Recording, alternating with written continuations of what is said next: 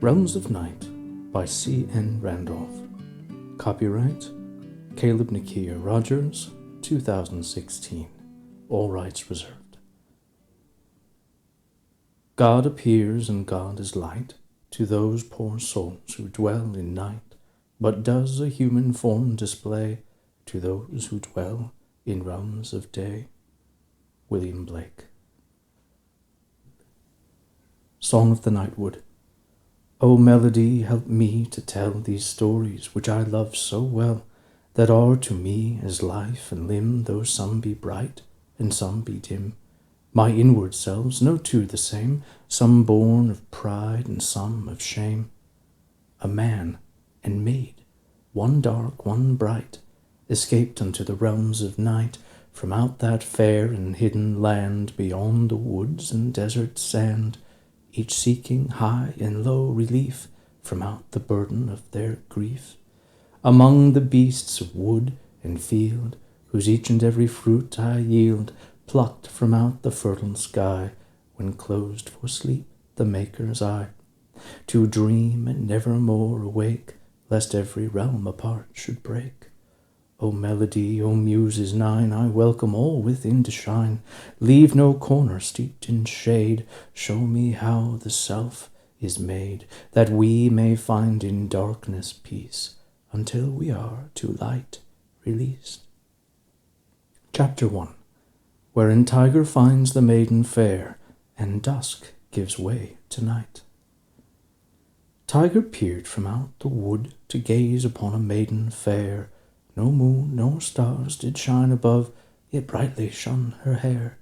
How strange it was to find her there, asleep upon the sand, delivered to the distant shores of this the twilight land.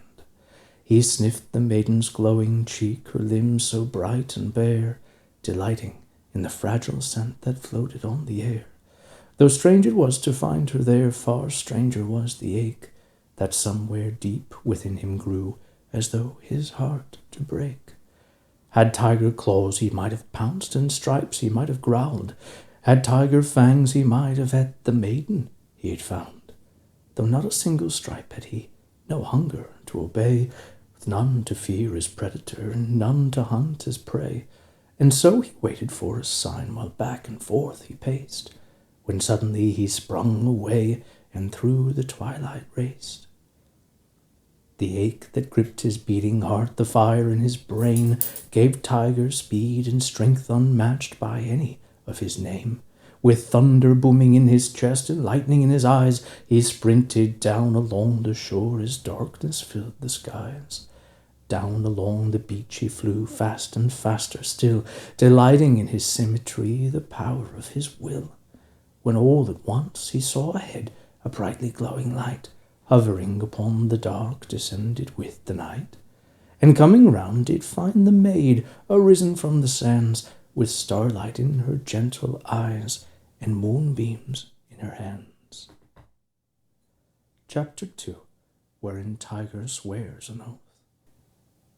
Lost was she was lost, knew even not her name, forgotten was the hidden realm from whence the maiden came. Detached she seemed from all the night, suspended in her glow, so far removed from everything that happened down below. Yet Tiger sensed the maiden hid within her shining light some secret fear which yielded the dusk unto the night, and promised to protect her from whatever lay ahead, no matter how the darkened wood now filled his heart with dread. Deep into the wood they went, beneath the giant trees, the undergrowth retreating just as though her feet to please, parting just before each step and closing just behind, as though the maiden and the wood possessed a single mind. For imagining a flower, it would suddenly appear to blossom in the dark, as though her thoughts the earth could hear. Roses, lilies, pink and white, lilacs, orchids, pale and bright, bluebells, snowdrops, eglantine, the brightly glowing columbine, cherry blossoms floating down, blanketing the mossy ground, fiddleheads of tender green uncurling from the ivy bean, irises and daffodils, bleeding hearts and asphodels, every fancy brought to light according to the maid's delight. Suddenly from out the wood appeared a house of stone, where all about its mossy roof a splendid vine had grown, from whence a host of purple blooms came tumbling from the eaves, raining down a purpled light upon the emerald leaves, with here a narrow window pane stained blue and green, describing in its leaded glass a little garden scene, of cloudless skies and sunlit grass, a broad and leafy tree, wherein a dozen ripened fruits the maid could plainly see. Herein the maiden wished to go, yet Tiger wondered why this little house of glass and stone had caught the maiden's eye. Though round about the walls they went, each peering through the vine, no entrance could the tiger nor his lovely maiden find. So narrow had the path become, and dark become the wood, that Tiger strode before the maid as boldly as he could, when suddenly the maiden paused to gaze upon a bloom, possessed of such a lovely light and delicate perfume. She beckoned to the flower, and the blossom raised its head, then shut its petals from her light, and into darkness fled. Peering now into the space where once had been its light, the maiden tried to understand what caused the blossom's flight. Chapter 3, wherein Tiger and the maiden behold a spectacle of light. Coming now from out the trees, they happened on a glade, wherein was stood a grassy mound in shape a barrow made. Side by side they set across the gently sloping ground, till coming round the mound they were surprised by what they found. The barrow was in fact a pig, who'd been so long asleep that just his snout and curly tail from out the meadow peeped. Snug beneath a quilt of grass upon a mossy bed, where once before a time the pig had laid his weary head, to dream of things he'd never be, in lands he'd never roam, building in the realms of sleep a more idyllic home, a palace all of fairy dust upon a silken cloud, where suffering and misery were never once allowed, where every day was filled with light and every night with song, a kingdom of the heart and mind where only dreams belong. Standing now before the pig, they gazed upon its head, when all at once he gave a shriek as might wake up the dead, a frightful noise that rent the air as wide the piggy gaped, when 7 piglets in a row from out his mouth escaped. First a red one bounded forth, its bottom brightly glowing, followed by an orangey one, its pleasure quickly growing. Round and round the piggies danced like flames upon the ground, so vital and creative seemed their each and every bound. Next a yellow, then a green, they danced a merry jig, twirling here and there about the sedentary pig.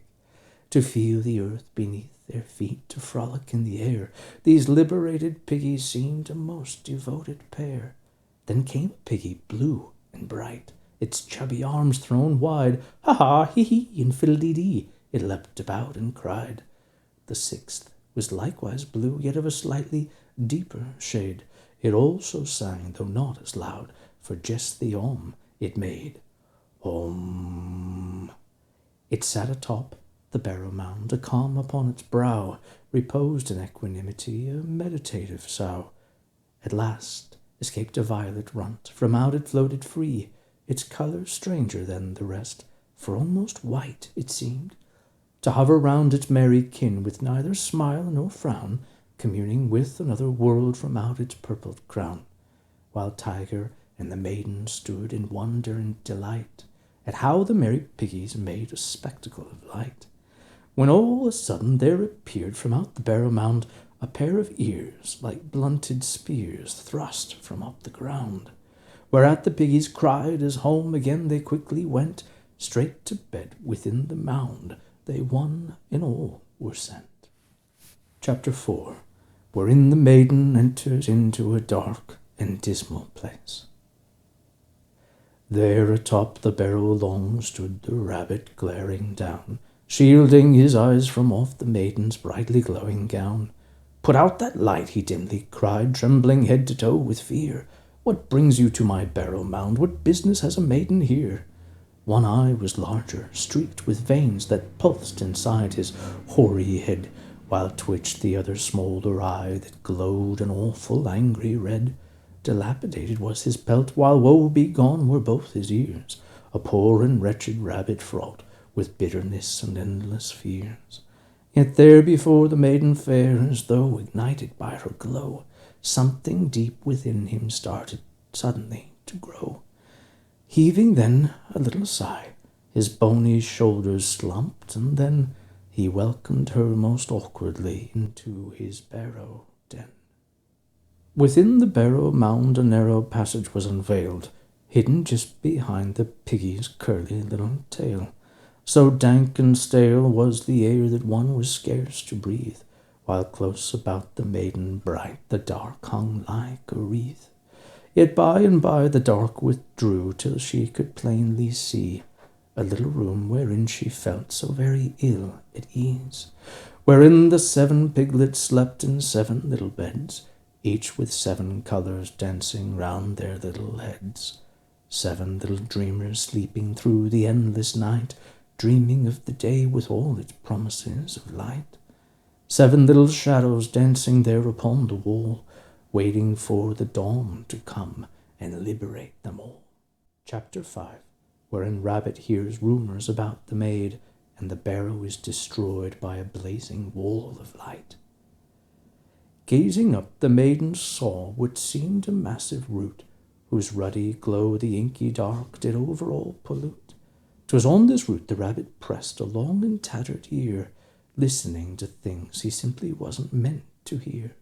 He sparked with electricity, he bristled with delight at all the frightful gossip circulating through the night. For the great root was connected to each and every plant, conducting every impulse, every little rave and rant. While the rabbit with his ears so grand heard each and every word, taking all for gospel, be it prudent or absurd.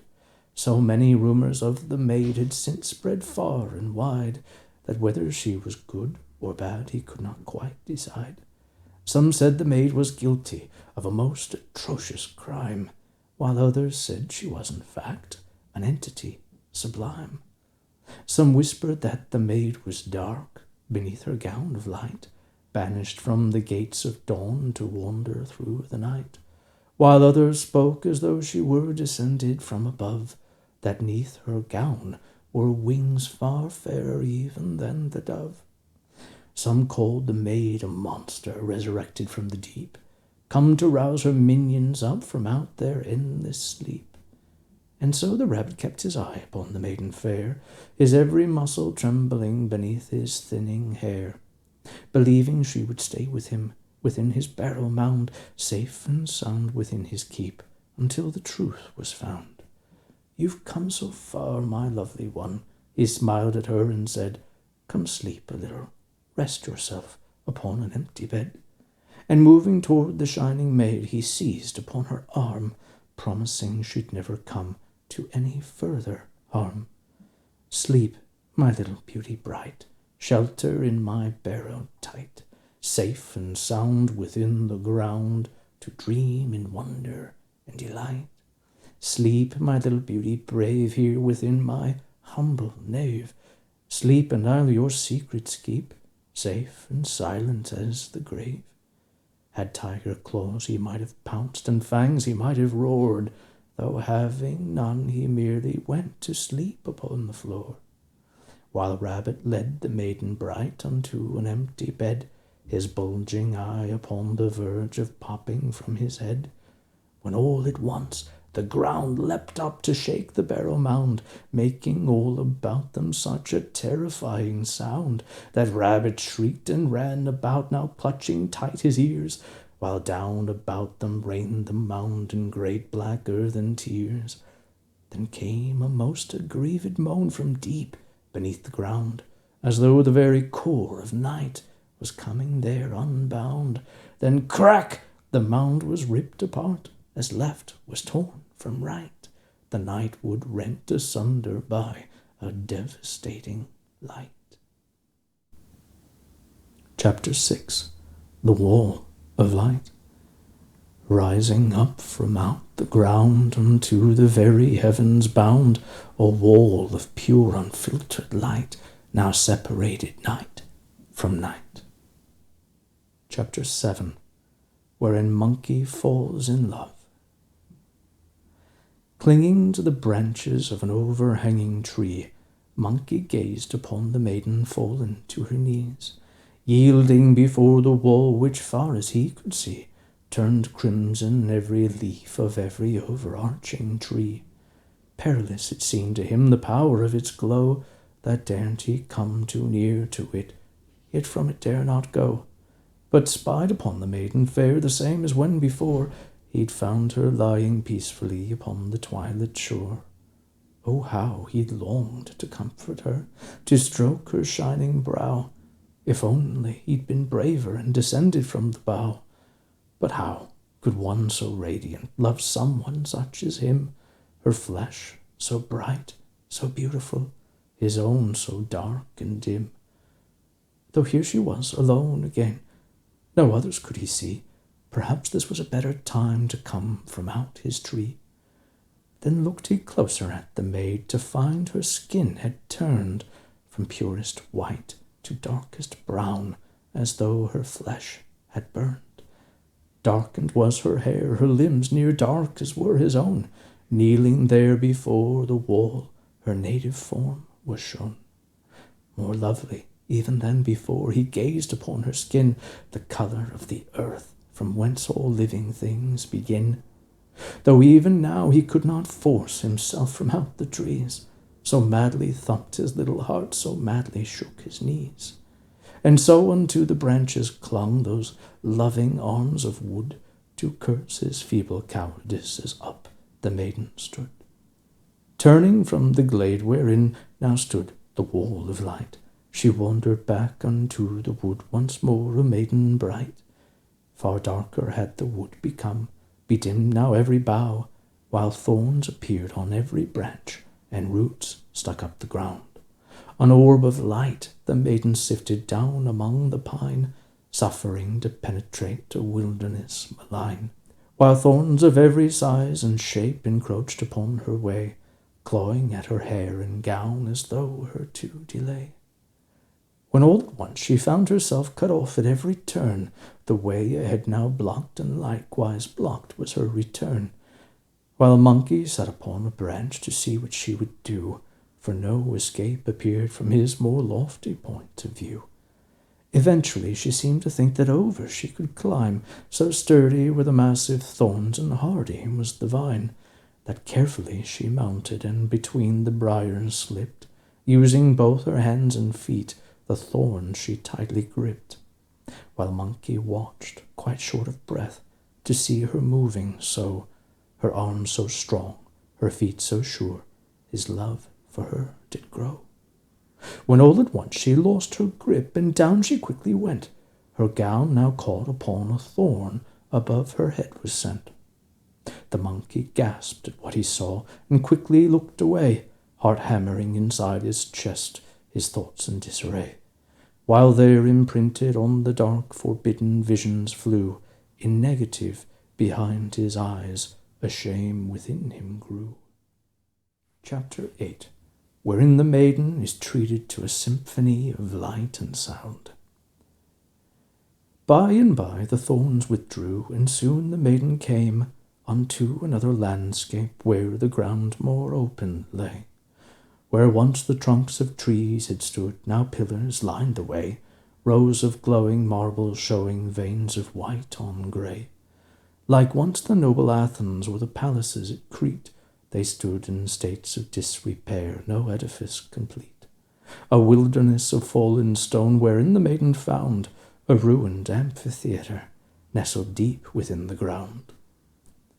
All was still and silent when at last there came a sound, a long and sombre note that fluttered out across the ground, when suddenly appeared a light upon the sunken stage, soaring up just like a songbird freed from out its cage.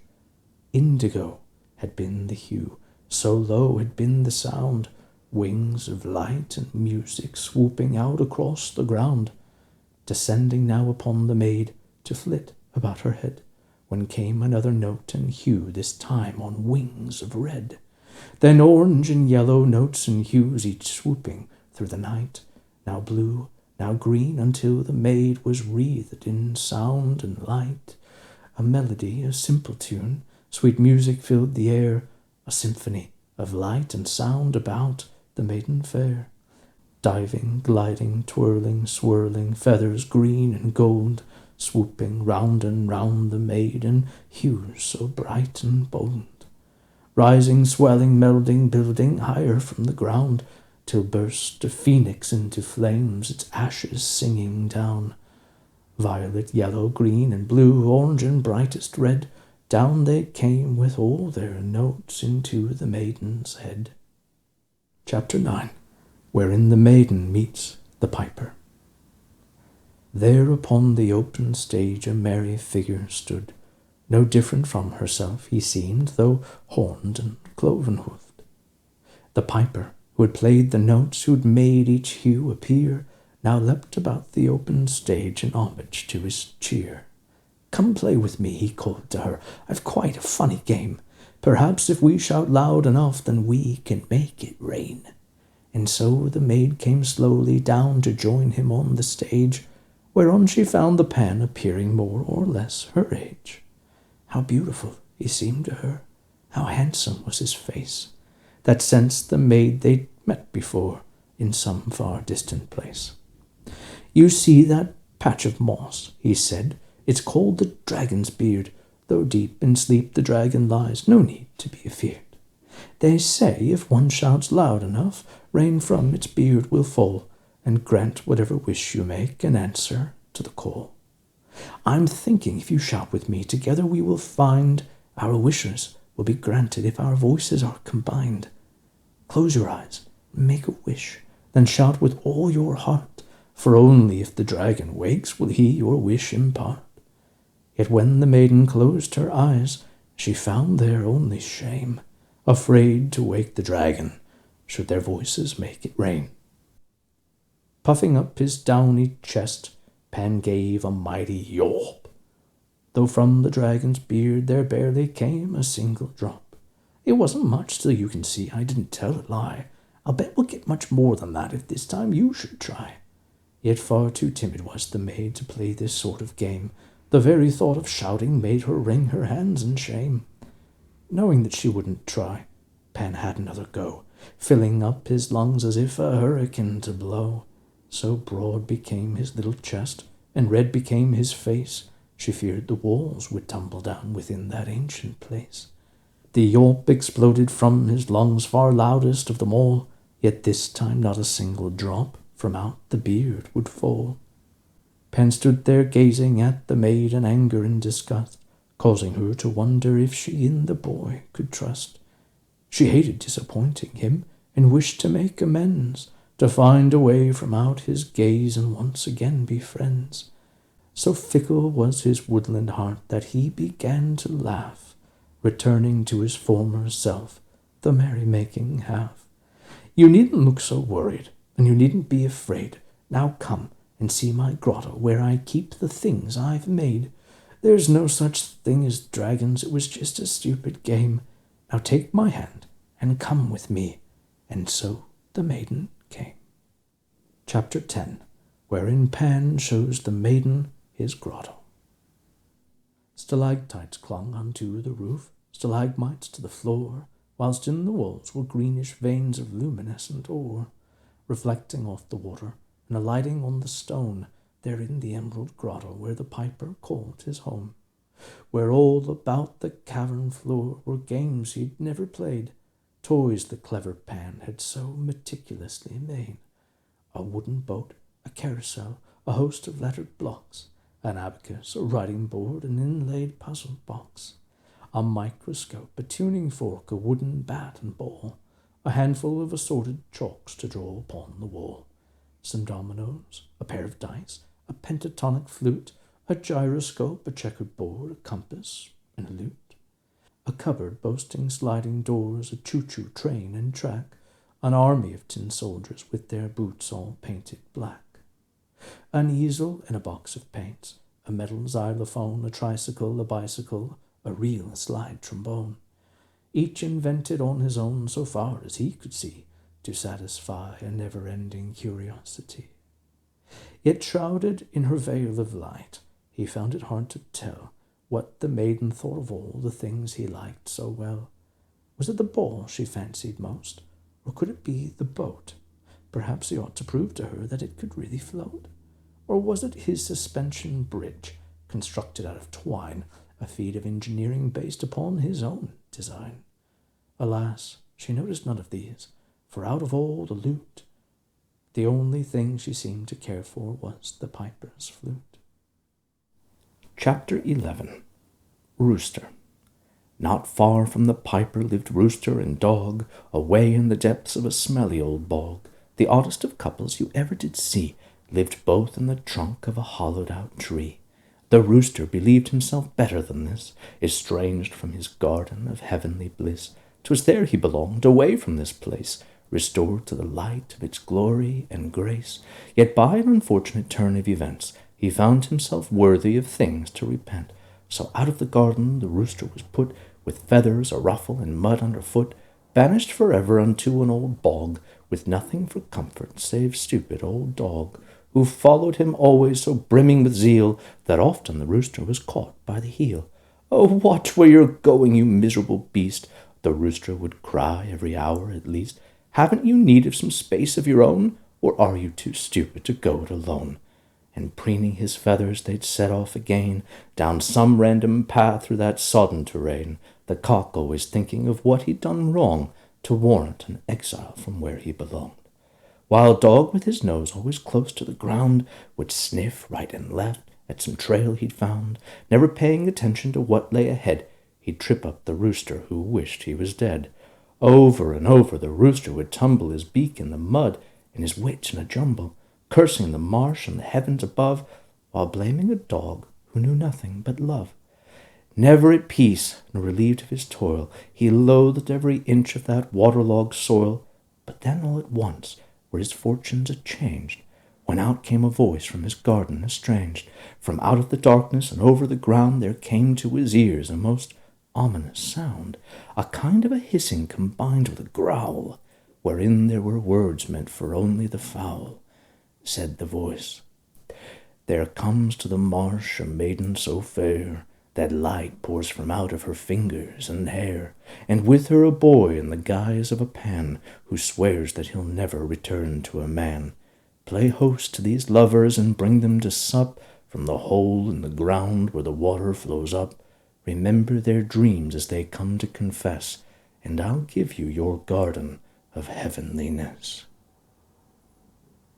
Chapter 12. A Catastrophic Flunk. "Just here will do," the rooster said, scratching in the sand an X to mark the very spot on which he meant to land.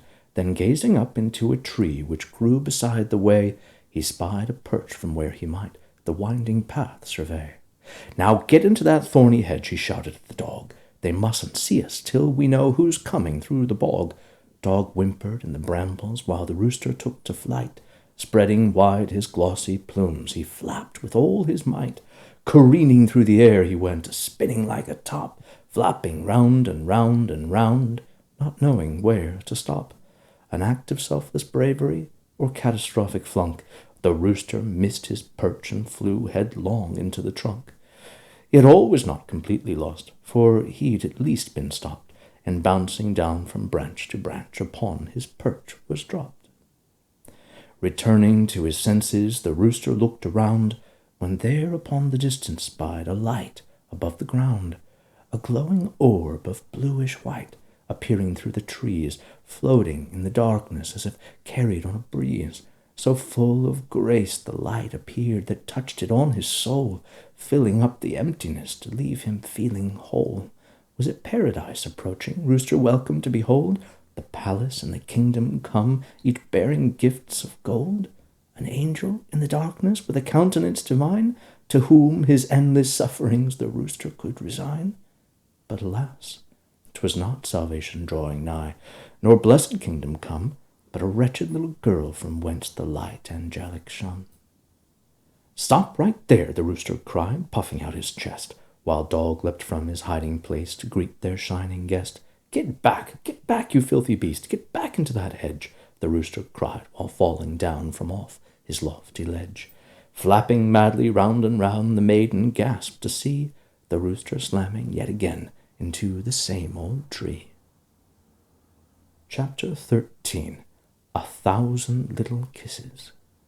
The mooring line between his teeth, dog towed the vessel true, swimming through the greenish brine wherein the mangrove grew, while Rooster stood upon the prow, captain of their boat, gazing off across the sea on which they were afloat. So many little islands did from out the shadows loom, their limbs and roots a-slithering like serpents through the gloom, gliding through the sunken grove, their ripples fanning out, cross waters glowing with the light of iridescent trout, that swum beneath the little boat, each one a rainbow bright, their luminescence rising up to shimmer on the night. Lowering her hand, the maiden pierced the waters clear, tempting all the shining fishes into drawing near. Oh, how they dove and dipped and swarmed about the little boat, churning up the eerie brine on which they were afloat. Gripping tight the dinghy's side, the piper came about to see a strange enchantment placed upon the glowing trout, to find the maiden smiling down at every flashing fin of all the fish that fought to place a kiss upon her skin. From out the inky darkness there appeared a dancing flame, a lantern in the distance which now slowly towards them came, suspended in the gloom above a dock of creaking planks, its weathered boards protruding from the deeply rooted banks. To this was drawn the boat beside, while fastened tight the line around a rotting pylon rising up from out the brine. Chapter 14. Dreams of Dawn. Around an earthen font they sat within the hollowed tree, from whence the sacred brine was filtered up from out the sea. This liquid rising in the bowl so silvery and bright gave one the strength and clarity to see beyond the night. How greedily the rooster supped to quench his aching thirst! It seemed the wretched bird would drink until his belly burst, until at last he wiped his beak, and, swooning on the spot, crossed his eyes, and hiccuping upon his side was dropped. How curious it seemed to them, though maybe not to dog, who knew what came of drinking too much water from the bog. Yet not a single drop had gone from out the earthen cup, restored had been its waters clear, enough for all to sup. A cruel thirst now seized them both, and from the font they drank, till by and by they drifted off, and into slumber sank. Pan's Dream. A hole was there between the roots, beneath the brightly shining fruits, from whence the evil creature came to fill his heart with shame. Its blackened head and cursed eyes, its horrid little plaintive cries, rising up from out the roots to suckle on the fruits. Making now a cooing sound, it went to sleep upon the ground, coiled up in deadly rings to dream of evil things.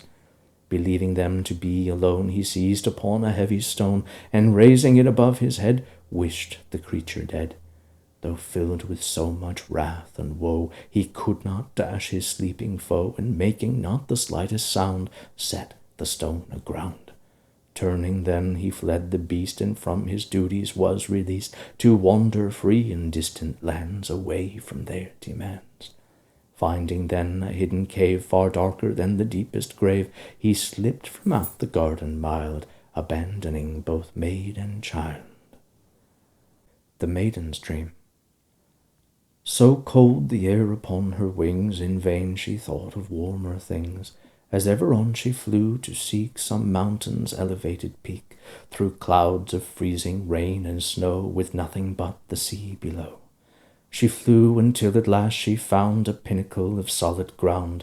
Arriving just before the dawn, she came at last to perch upon a branch atop the tallest tree, to see what she could see. When all at once the tree was gone, unto the ground below withdrawn, fallen from its idle bliss into a void of nothingness, spiraling into the deep, between the realms of wake and sleep, to where was planted once the seed of each and everything conceived.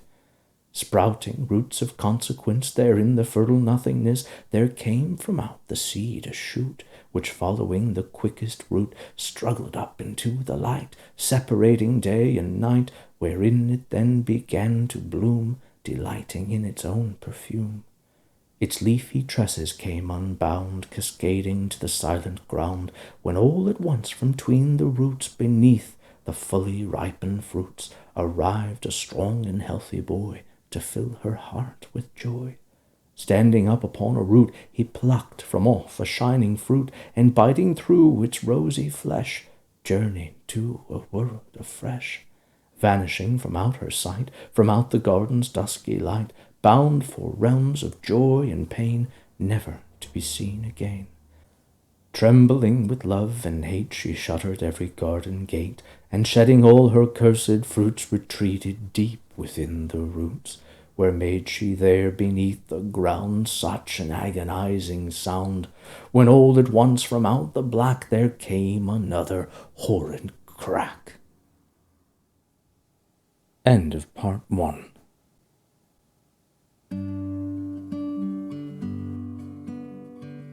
Realms of Night by C. N. Randolph.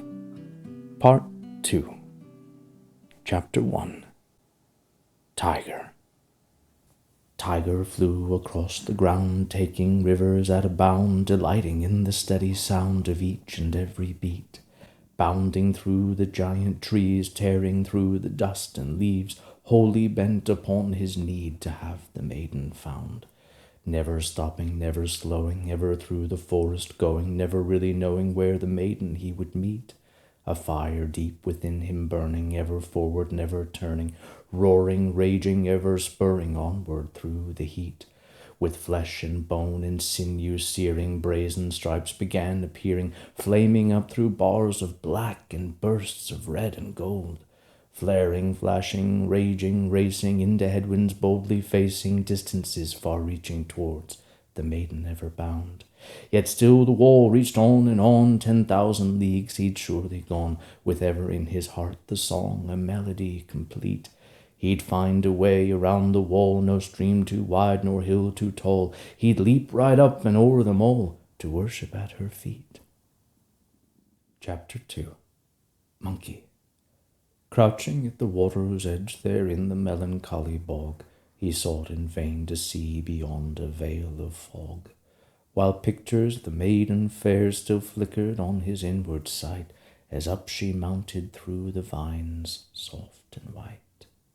The madness of his savage heart, the savage blows against his ears, hammering against the drum, is all he hears. Appearing through the primal dark, a picture he could not escape, the efflorescent contours of the maiden's shape. That fleeting glimpse beneath her gown had turned a saint into a thief, driving him away from her to seek relief. Up and up and up he'd struggled clumsily with both his hands, suffering to free himself from strange demands. On and on and on he'd suffered, blinded by an inward light, struggling to penetrate the highest height. Chapter 3. Goat. From high within an argon tree he gazed upon the steed, who seemed the very essence of his fine and noble breed, whiter than the wild rose which in the pasture grew, more graceful than the prairie grass through which the breezes blew, swifter than the little stream that ran across the plain. Oh, that goat might some day have so marvelous a mane! No greater pleasure was there than to watch him gallop down, to hear the thunder of his hoofs come beating on the ground. Oh, how he sighed within his tree, how he longed a horse to be, if only there was some way he might some day from himself be free. What glory was there as a goat, what honor came with horns! So what if he could climb a tree covered all with thorns? Yet sometimes there were moments when they so alike did seem, that standing side by side he felt his coat did also gleam. But horse was so much more than looks, kind-hearted was he too, for often he would show goat how to do what he could do.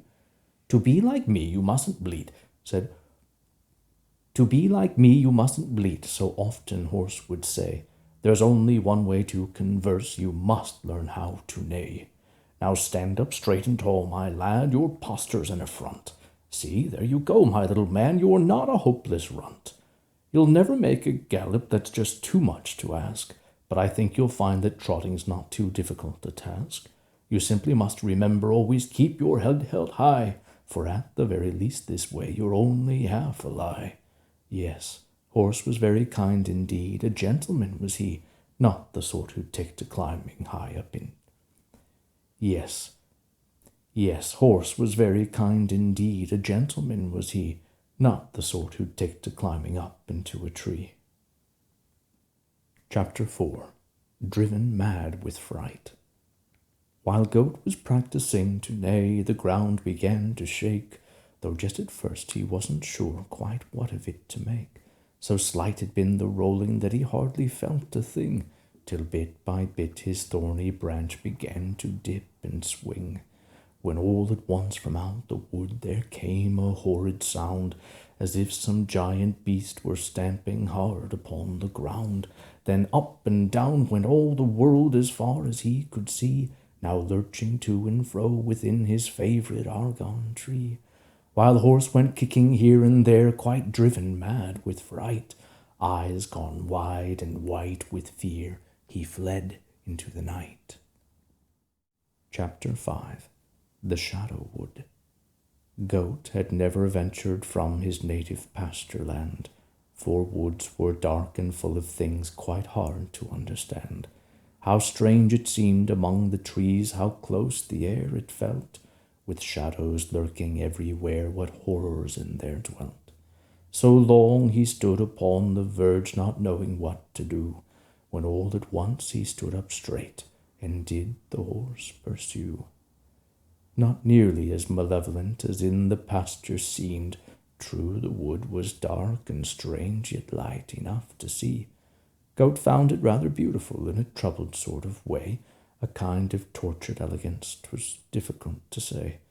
Guarded seemed its temperament, gracious yet reserved, a realm of contemplation wherein the mind was served, where every shadow seemed a thought to rise and fall at will, lingering about the roots, though never fully still. So deep and dense the forest was, yet through it he could see. The deeper in he ventured, then the braver he could be. Following the horse's tracks, he delved into himself, discovering therein a source of overwhelming wealth.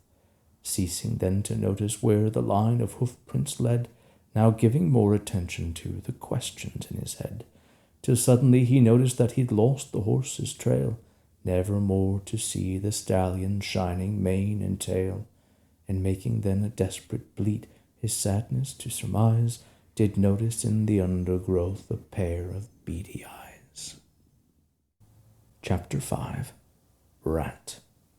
The eyes became a nose, and ears a set of whiskers bright, as there from out the shadows came a most auspicious sight.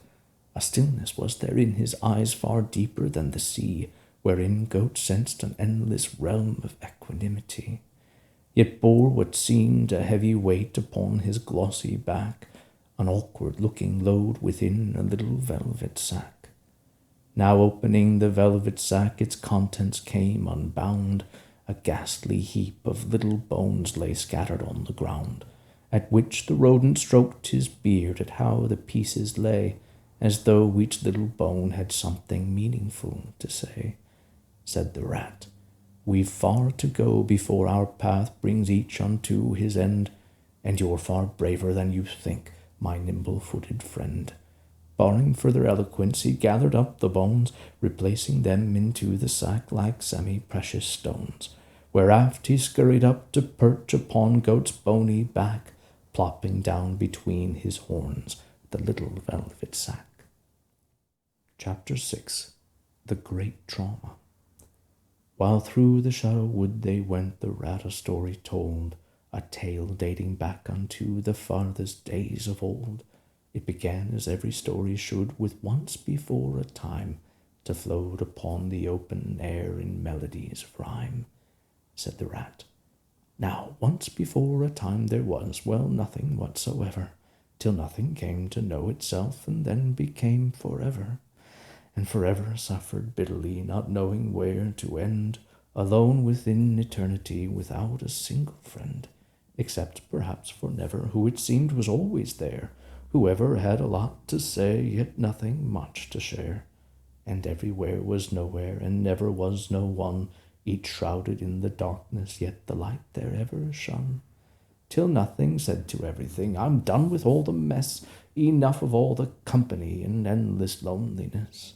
Driven mad with opposites, he parted from himself, till Nothing came to something somewhat larger than itself. When gazing round, it gasped in such a wondrous surprise, as night and day appeared and seas were parted from the skies. Up and down and here and there from nothing came to be the countless little pieces breaking up eternity. You see, the truth was just too big, infinity too long, and thus was born the paradox to which we all belong. Be grateful for your burdens, then, my brave and noble friend, for weary is the path indeed which never finds its end. Chapter 8. Tiger. Up the winding slope he flies, fire burning in his eyes, bounding now from out the trees upon an otherworldly breeze. Arriving in the meadowlands, the weary tiger silent stands to gaze upon a field fair, removed from every want and care, where bends the grass in gentle waves above the endless silent graves, succumbing to a lullaby beneath a barren stretch of sky. A song of heroes dead and gone, each fallen with his armor on, interred within that highest ground, no longer to his duties bound. Achilles of the Myrmidons, from out the epic age of bronze, who fated though to perish young, was greatest of all heroes sung. Ulysses of the wooden horse, whose cunning bore the Grecian force within the fabled Trojan wall to pillage every gilded hall. Aeneas, Aphrodite's son, who from his burning home was flung into Poseidon's wine-dark hands, to Dido and to promised lands.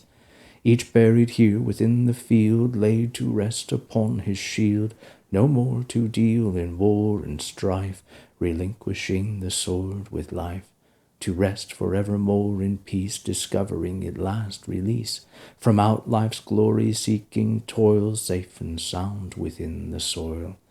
Now Tiger stands upon the field, feeling all his longings healed, with quenched the furnace of his brain, an end to every ache and pain. The breeze upon his brazen chest, the lullaby within his breast, soothing every want and care, no more to seek the maiden fair.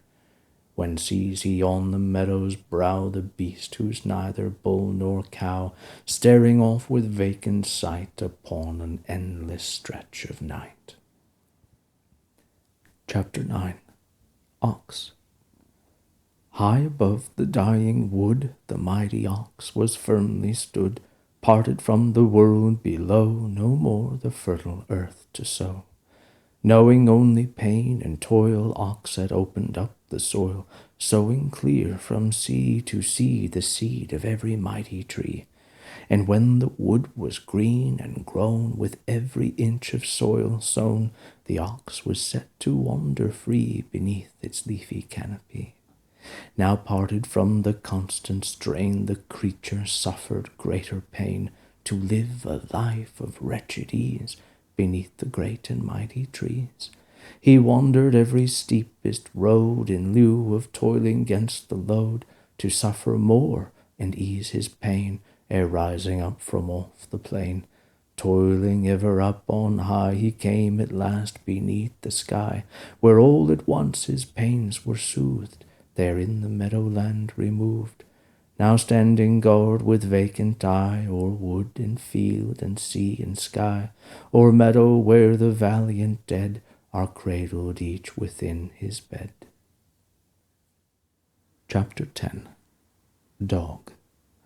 What once had been an island round had since become a hill, lost within a labyrinth of putrefying swill.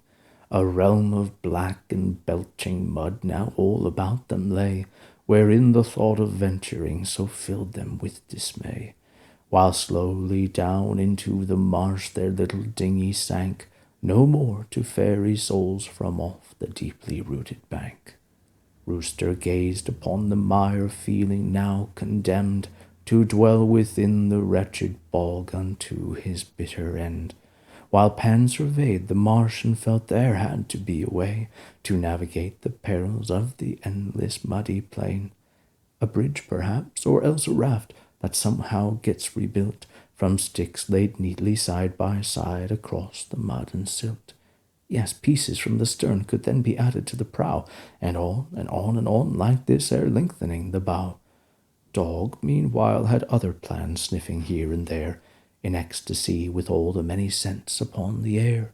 He knew what task was left to him, what only he could do, use his nose to find a path and guide them safely through, when suddenly he gave a bark, a fully joyous sound, for here beneath a patch of mud he'd found some solid ground. Another forward step, and then the dog a whimper made. Indeed, the ground was firm so long as on his path they stayed.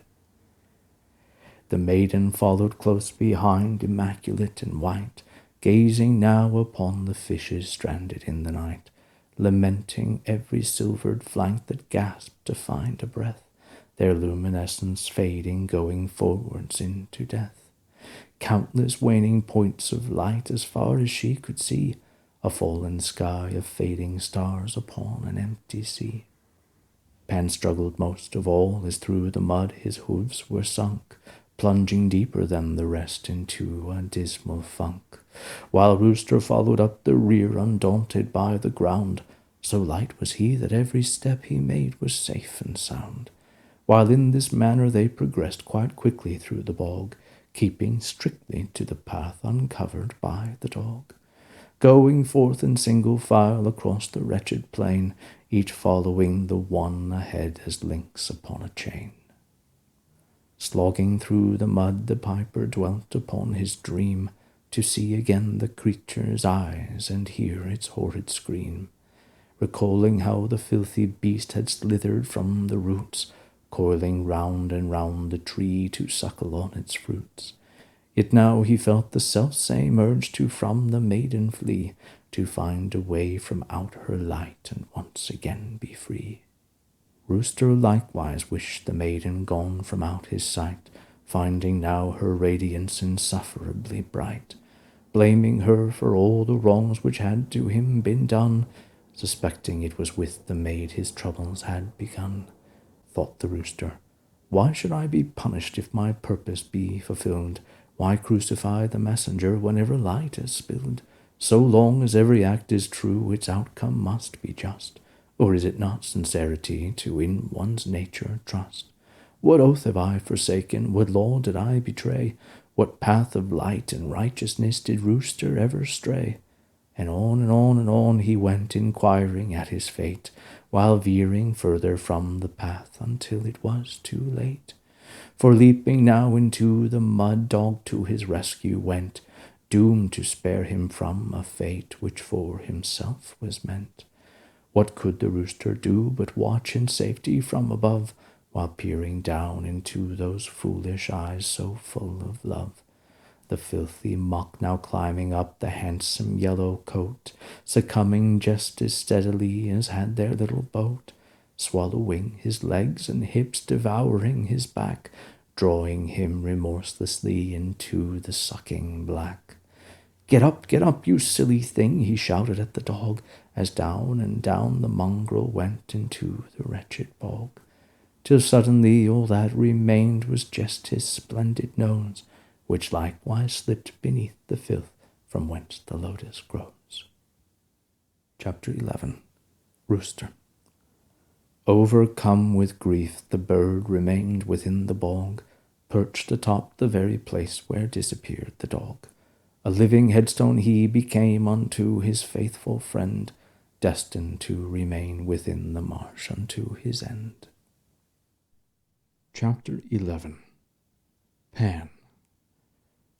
Following the maiden fair, he kept within her light, trusting she would guide him through this corner of the night.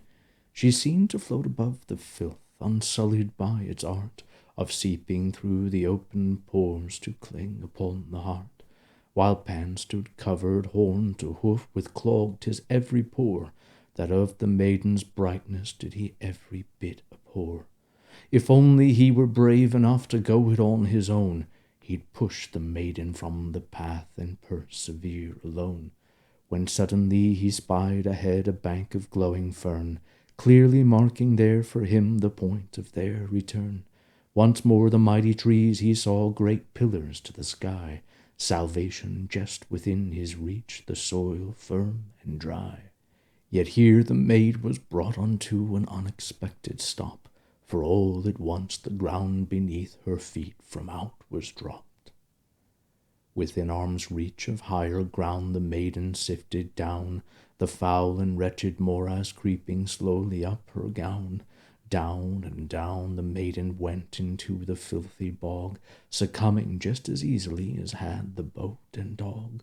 Would she but scream and curse the marsh, or rage against the night, then maybe he could find the will to save the maiden bright. But no, she was incapable of being aught but good. Never would his darkness by the maid be understood. And so without a glance behind he crawled upon the bank, freed at last from out her light, as down the maiden sank. Chapter 12. Tiger. Still as stone he came to be, no longer noticing the breeze, no single care nor thought had he, so high above the sea of trees. While leaf by leaf the canopy lost its hue of emerald green, as all its luminosity escaped from out a wound unseen, turning slowly orange to red, as though by some infection spread. The life of every tree was bled, while down its roof of leaves was shed. When suddenly appeared a light from out the wood unto the night. So terrifying was the sight that Tiger's eyes were filled with fright. Rising up into the sky appeared a brightly glowing eye, from which no man nor beast could hide, nor of its gravity defy. Watching in bewildered awe of this the crescent moon he saw, he flexed the sinews of his paws to find them full of sharpened claws. When suddenly from off the peak the tiger leapt so lithe and sleek, abandoning the meadow meek to once again the maiden seek. Chapter 13. Pan. Escaping back into the wood, a sudden pain struck through his side, with such a blinding force that he unto the heavens cried. Clutching tight his burning chest, he fell at once upon his knees, in supplication there beneath the overarching trees. He couldn't breathe, he couldn't think, so agonizing was the ache, as though a hand had reached inside and caused a rib to break.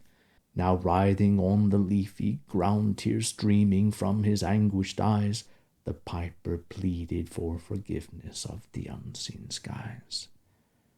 Crawling back into the marsh, he slithered through the filth and grime, drawing forth the maiden fair from out the fetid slime, pulling her into his arms tight against his shattered breast, when all at once the horrid pain was gone from out his chest. Collapsing then upon the bank, he heaved into the air a sigh, still clinging to the maiden bright and gazing towards the sky. Chapter 14. The Birchwood. Now came they to a wood of birch, whose trunks so very slim and white were stood in endless corridors of inconsistent light, a haze of endless open paths, where all about the couple lay strange avenues of light and dark, from which they might select a way. Yet which was to, and which was fro, and which went forth, and which went back, 'twas difficult to tell between the two where lay the open track. Did it reside upon the black, or was it here upon the white? Indeed, had this become the day, or was it still in fact the night? Were here the trees but silhouettes upon a brightly glowing sky, or was this just a sort of trick the birchwood played upon the eye? when suddenly from out the haze, as though from out a distant dream, appeared a man and woman who so very like themselves did seem. Though she was dark and he was fair, her skin and hair as black as night, while he, the man, stood straight and tall, his own so very fair and bright.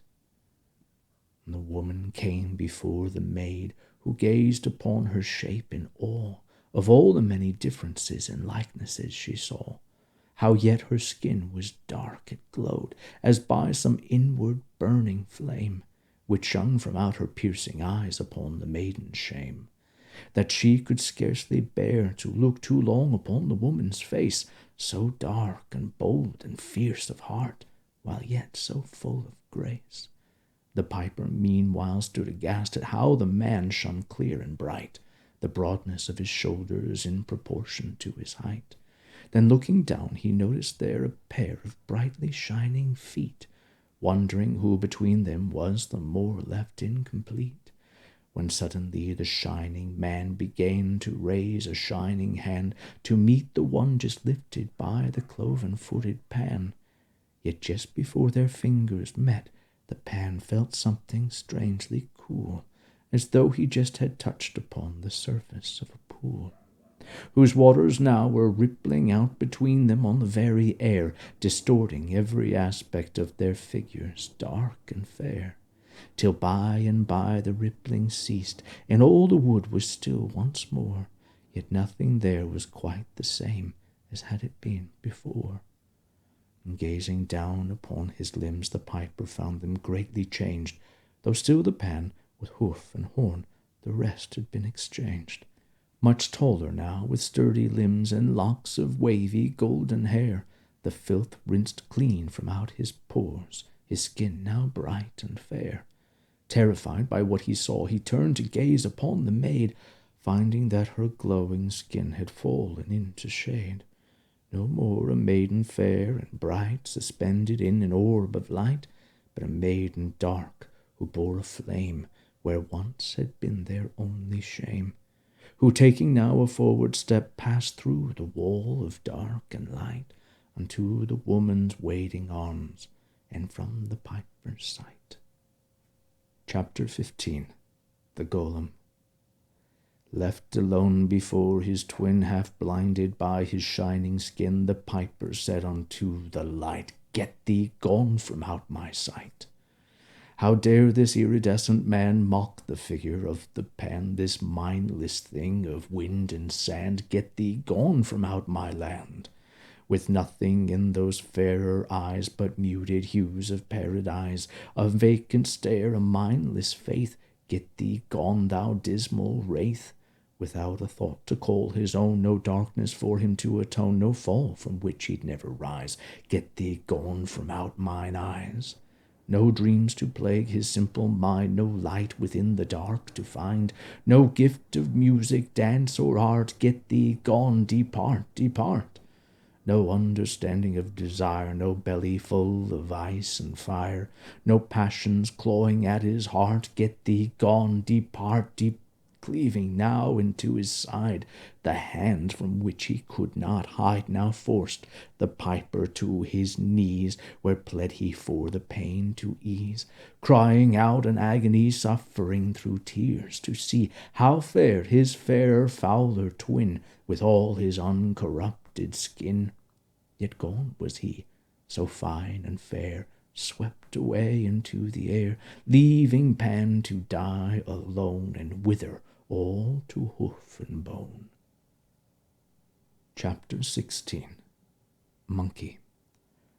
Moving quickly branch to branch, he swung right through the wall of light, emerging all at once into the other side of night, wherein the glowing canopy, once bright and green as idle seas, had since become an endless realm of copper-colored trees.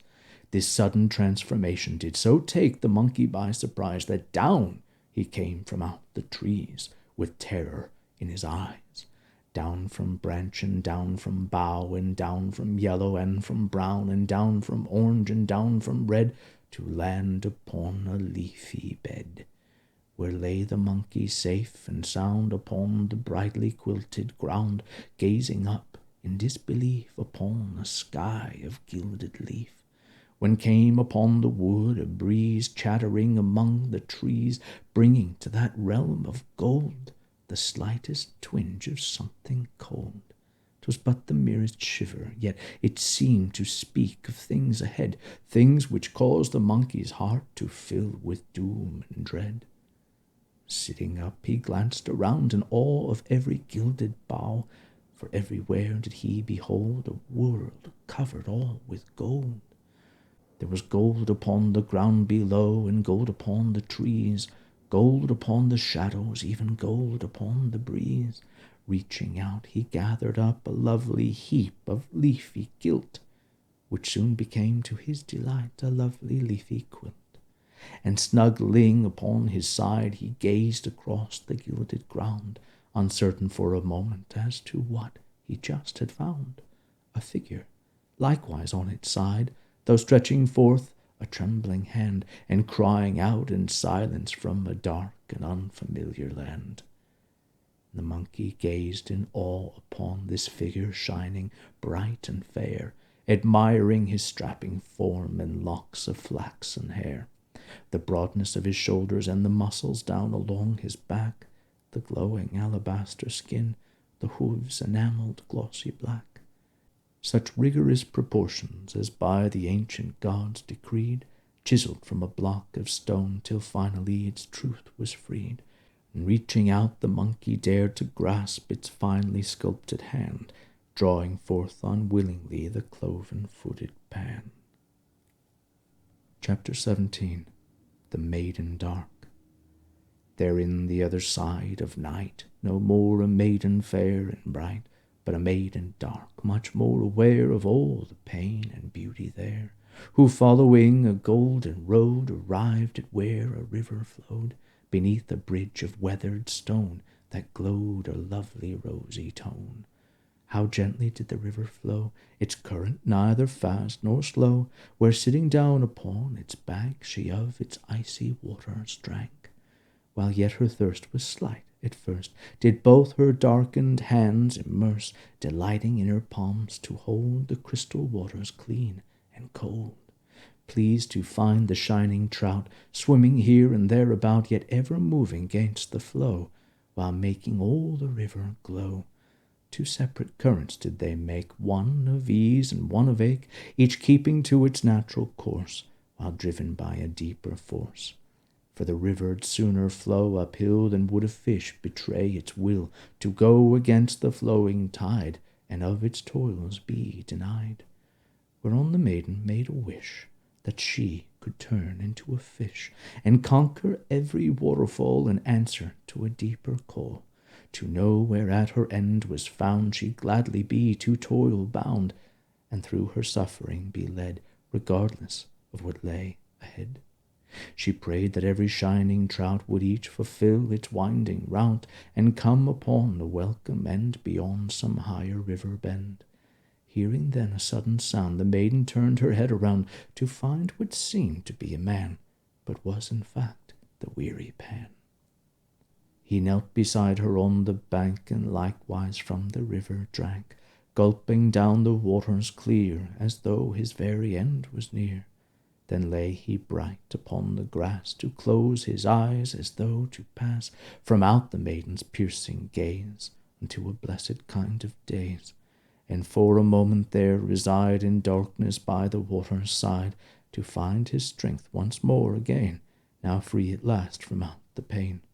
Into a gentle sleep he fell, in peace to for a moment dwell, when all at once there came a sound that echoed clear across the ground, the merry sound of gypsy song that moves the weary feet along, and brings to every bitter grief a bit of overdue relief.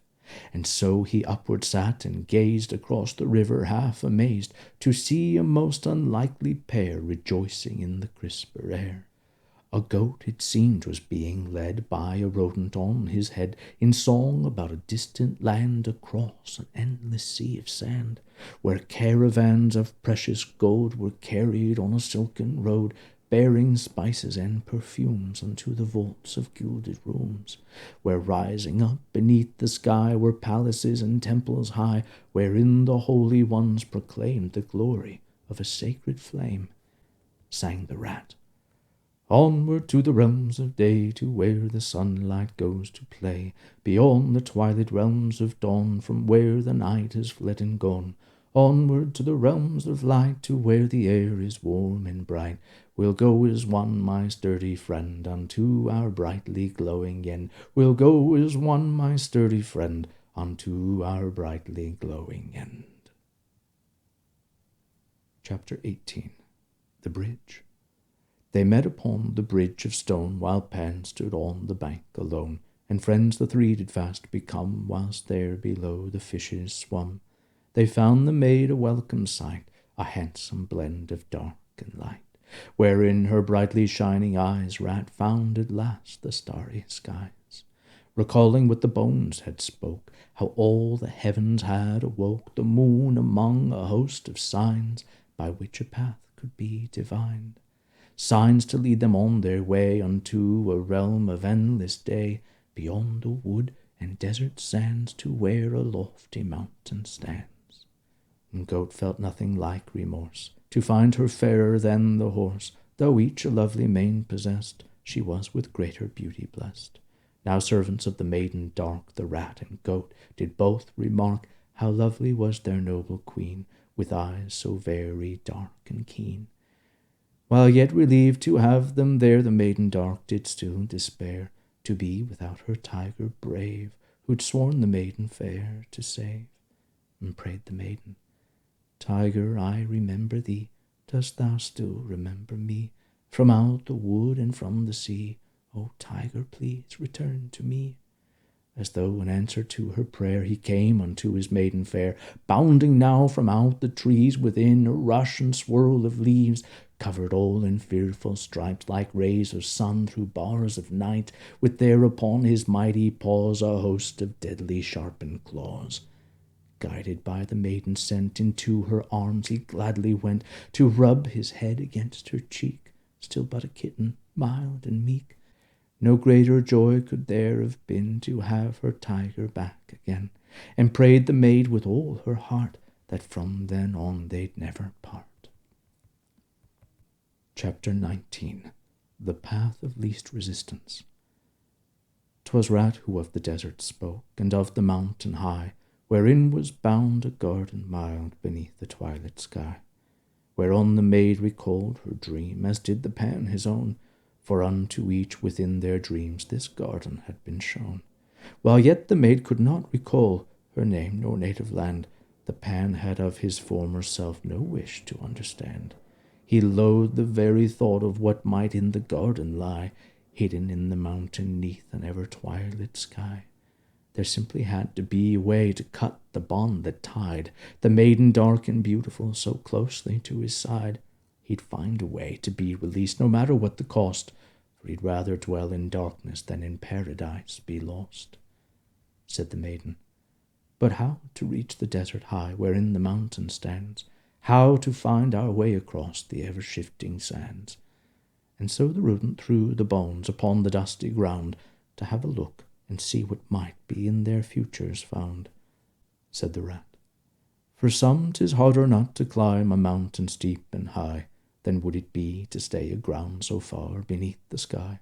For some 'tis easier to part with those who love him well, than sacrifice adventure and in isolation dwell.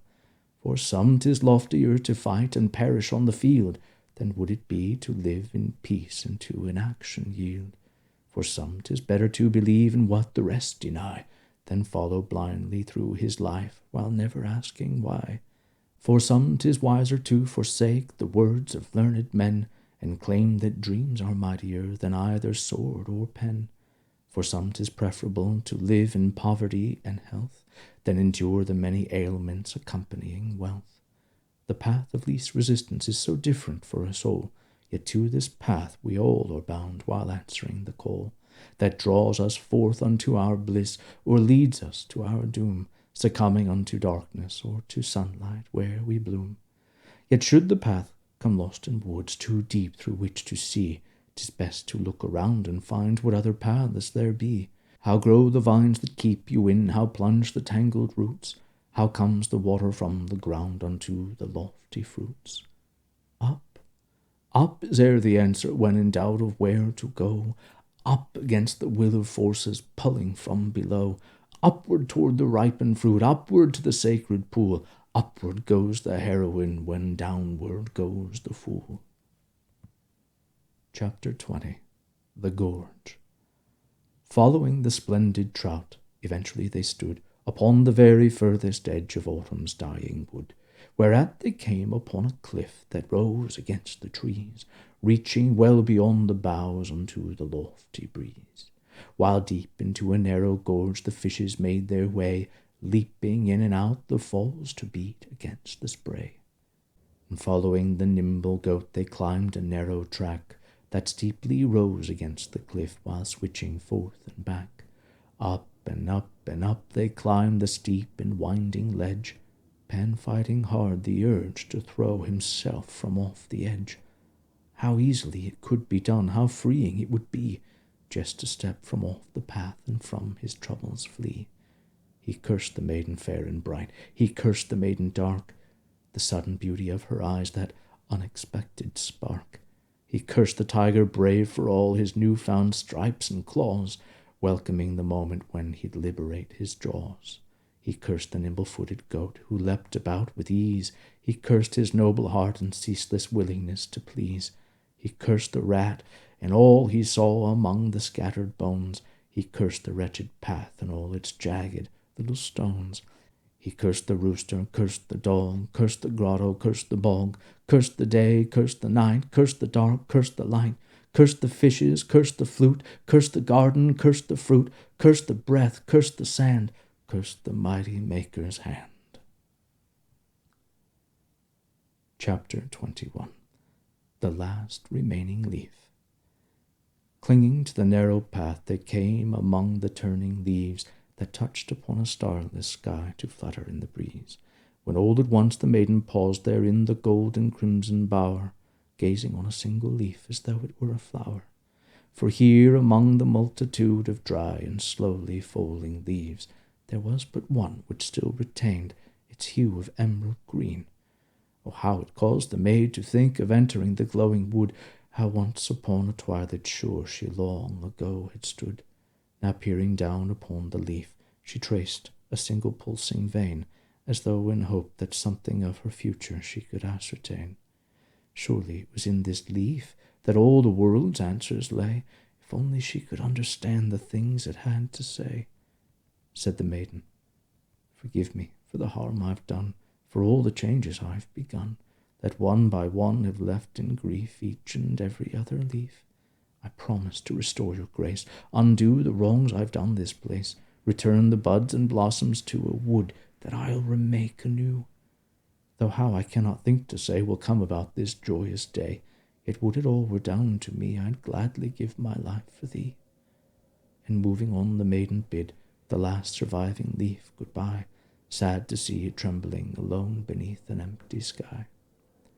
Now came the piper on the leaf alone beneath the empty sky, who plucked it down from off its branch to watch it slowly die. And when its veins had ceased to throb, he tore it neatly all to shreds, then cast it down upon the ground, and on its pieces tread. End of part 2.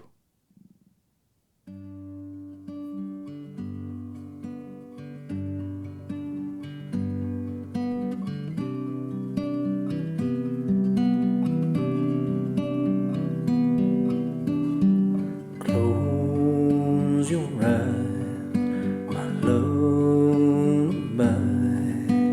Go to sleep, my love. You'll find in the night wood by the sea, where the trees smile and the moonlight can curl your skin and kiss your brow, while in this glade all troubles fade and how's love.